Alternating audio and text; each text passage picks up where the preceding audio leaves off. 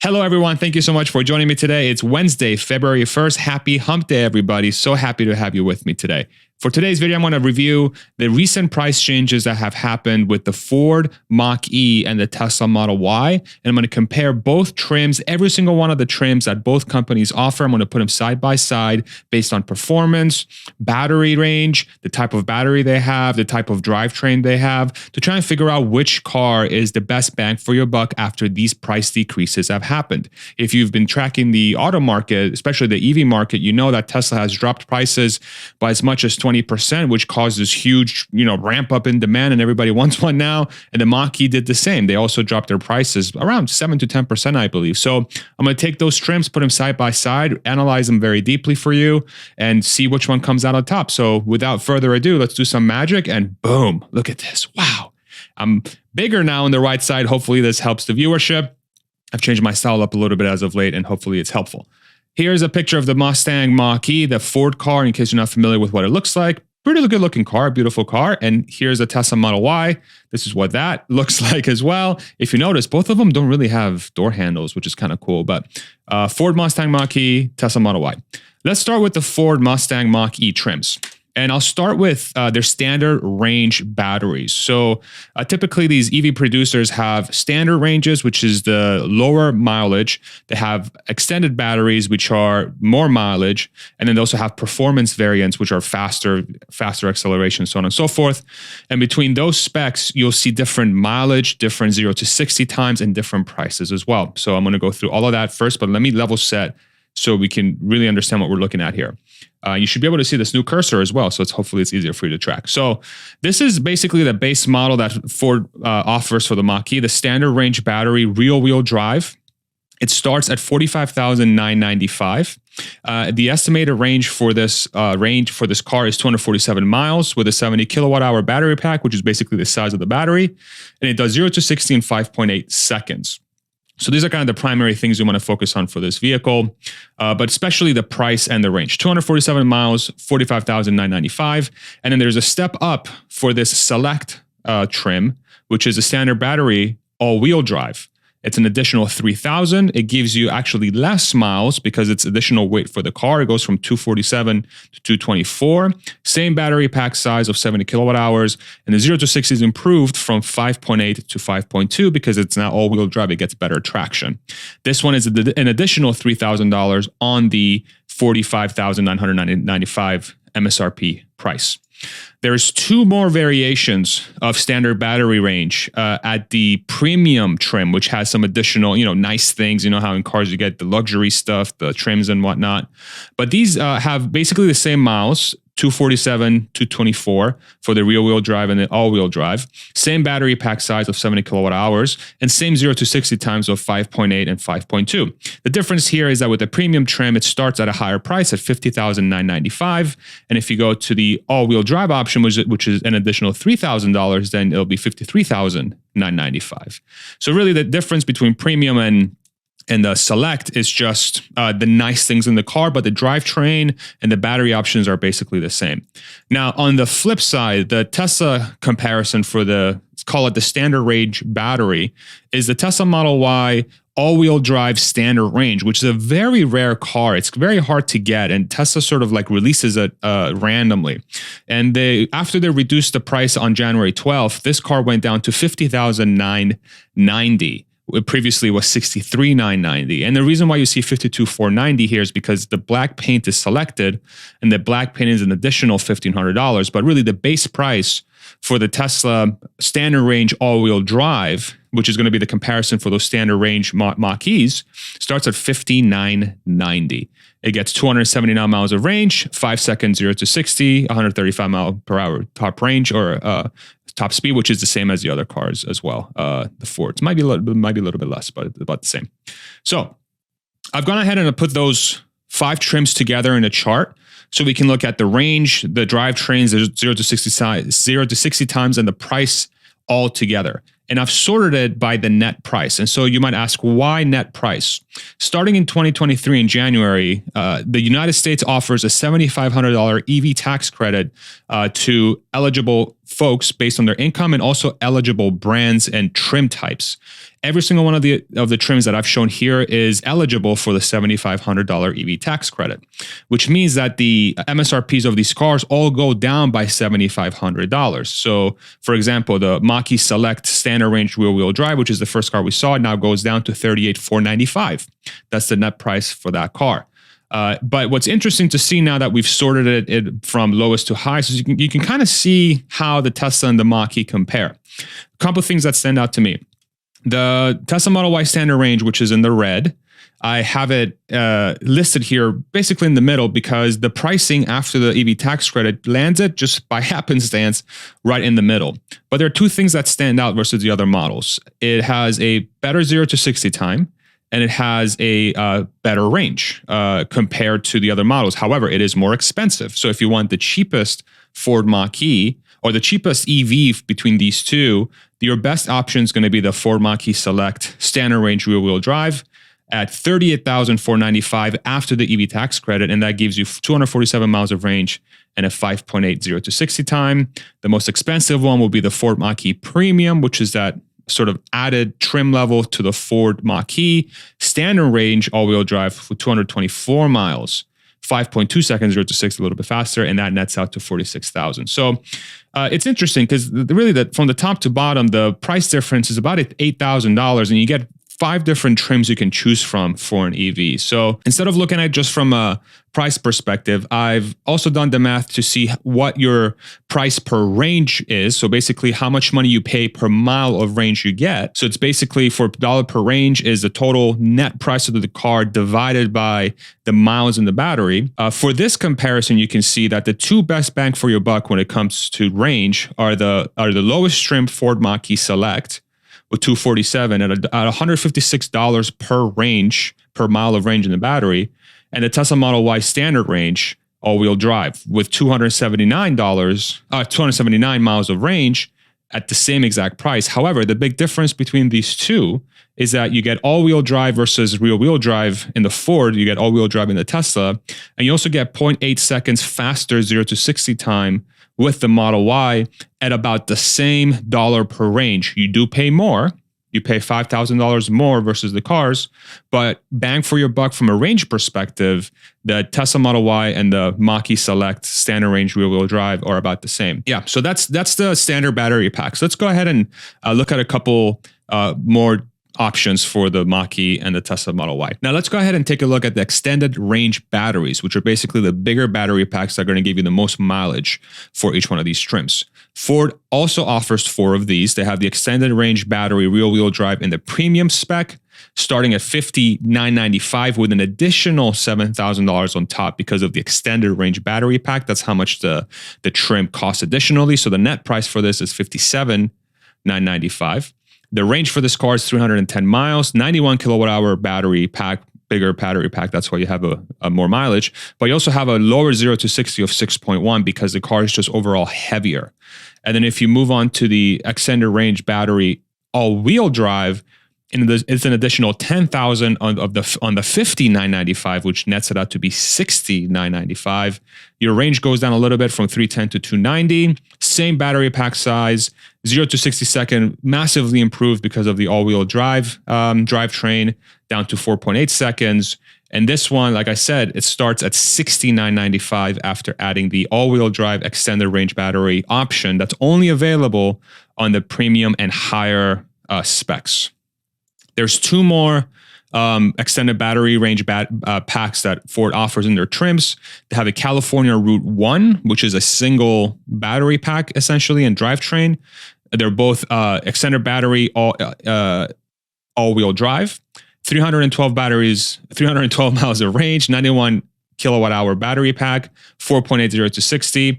Very similar specs than the one we looked at before here with the extended range battery rear-wheel drive. But with the California One, you get all-wheel drive at about the same price, which is a weird decision.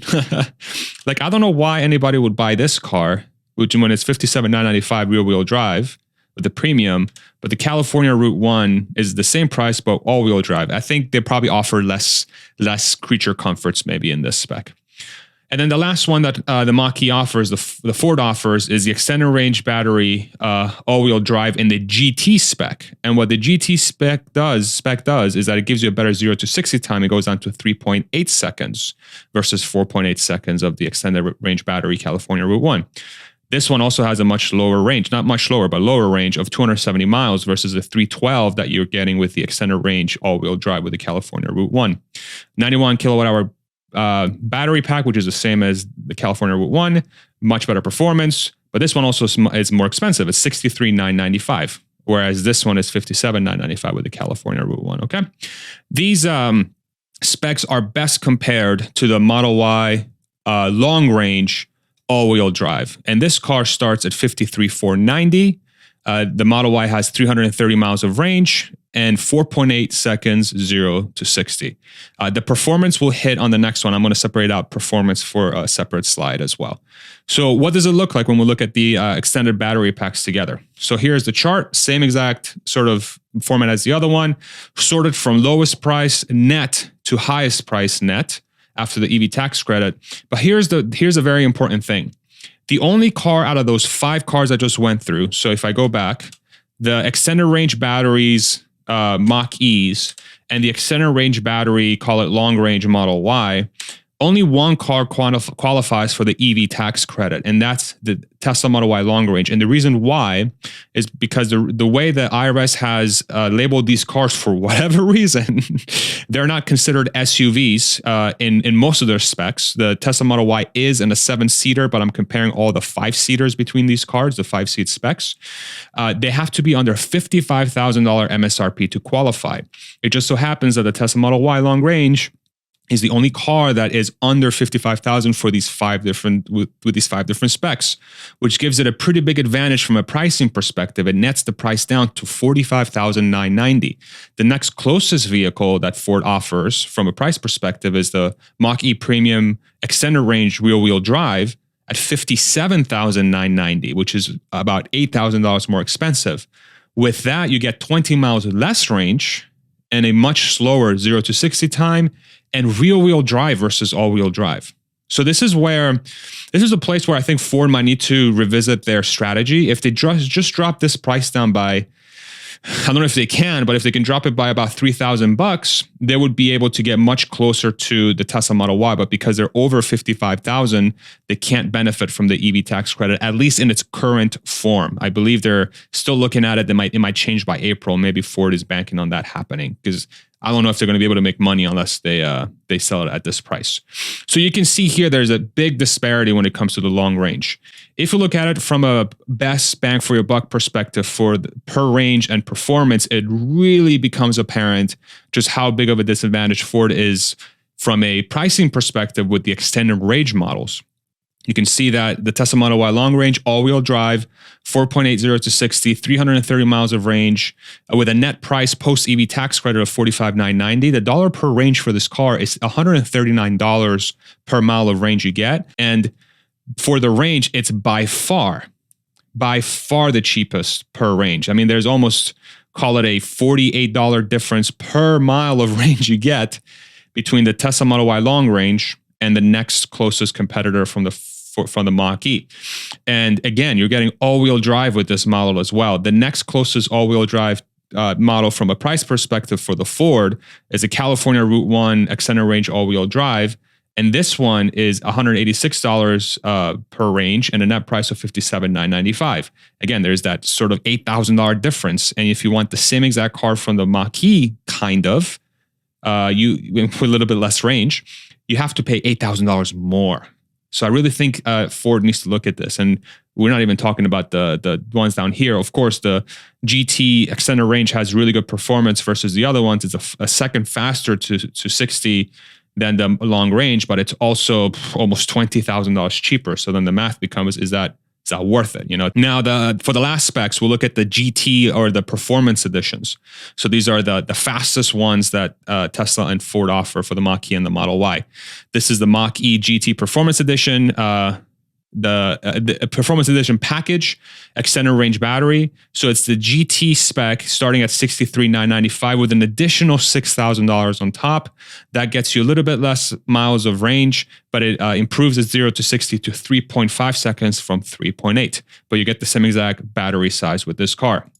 The Tesla Model Y competitor will be the performance model, which is 330 miles of range and a 3.5 0 to 60 second 0 to 60 acceleration. Not sure if you can hear my dog in the background barking a little bit. Little Chihuahua. There he is. This starts at $56,990. So if we put these two together, again, you see and this is not even, this is weirder still, because both cars don't qualify for the EV tax credit because both of them are over $55,000 in the 5-seat configuration, which means that they don't qualify for the EV tax credit, which again, is something that the government should be looking at, because why wouldn't these EVs qualify for the EV tax credit? It's so strange, these two SUVs.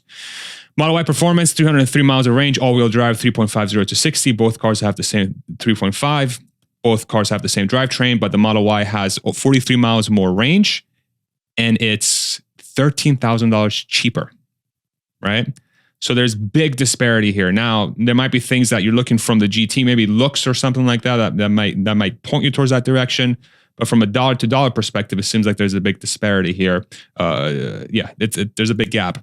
It becomes even more apparent if we look at it from a bang for your buck perspective. Dollar per range for the Model Y, $188 versus the GT of $269 per mile of range. Same exact drivetrain, same exact 0 to 60, less range, $13,000 more expensive. Two things you get with the Ford brand is that Tesla doesn't offer. A dealership network and a service network. Of course, legacy car makers have gigantic dealership and service networks. So if you ever want that as part of your equation, Ford's going to be much better from that perspective. And they also have a reputation, the Ford brand. I mean, if you're a GM guy, you're probably like, hell no. What is it? Ford fix on something daily? Fix or repair daily? Hilarious. But a lot of people swear by the Ford brand. So these two things, from how I perceive it, I think are two big wins for the Ford brand if you're considering a Mach E.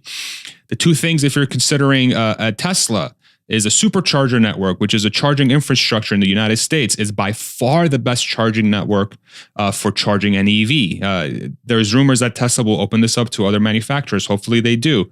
Electrify America, which is what the Ford basically ecosystem relies on, is incredibly hit or miss, is super sporadic. There's not a lot of them, at least in the United States.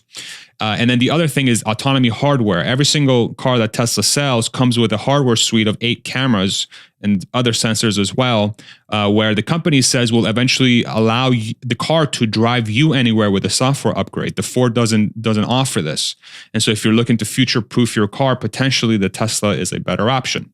Now, I'm going to take every single one of the trims that I've gone through. I'm going to put them in a running list from cheapest to most expensive, so you can see how every single trim fits in this whole equation.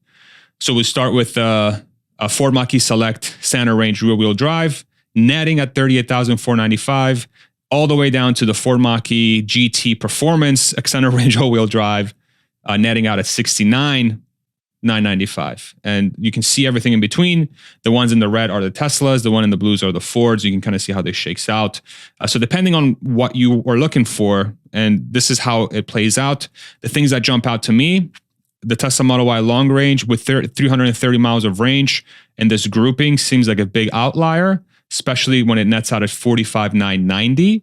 It seems to be a very good sweet spot for a car at 4.80 to 60. It just looks like such a good deal versus the other cars, given all things, everything else is equal, if we want to say that. It just jumps out to me as a very good option for the price. Much better performance, much better range, about the same price as a standard range rear-wheel drive or a standard range all-wheel drive Mach E. If we sort it by dollar per range, so which car out of all the ones we looked at is the best bang for your buck based on the amount of money you spend for mileage, the Tesla Model Y long range, by far the best bang for your buck at $139 per mile of battery range, all the way down to the, again, Ford Mach E GT Performance second range all-wheel drive at $269 per dollar of range. So, and Tesla has two models really in the top three that are your best bang for your buck when it comes to how much money you spend for the range that you get. And if you add in the equation of the supercharger network and autonomy hardware, then potentially that could put you over the edge. My goal with this is to really take all the different price decreases that Ford and Tesla have pushed through to the consumer, which I think is phenomenal for EV adoption. I believe it's quite clear that the industry is moving away from gas cars and is moving towards electric vehicles. And I'm so happy to see a company like Ford, which is a legacy automaker that has been around for feels like 1,000 years, is bold enough to take steps to lower their prices. And hopefully this works out for them in the future. There's room for improvement. I really do think so, especially if the EV tax credit doesn't get resolved for the SUVs. They're going to be at a huge disadvantage, especially against Tesla. But I really do hope that all automakers sort of take note and see that there is a way to come out with a compelling, affordable electric car. And especially as we move into the next couple of years with the Tesla Cybertruck and the Ford F-150 Lightning and the Tesla's compact car and cheaper models being made by everybody.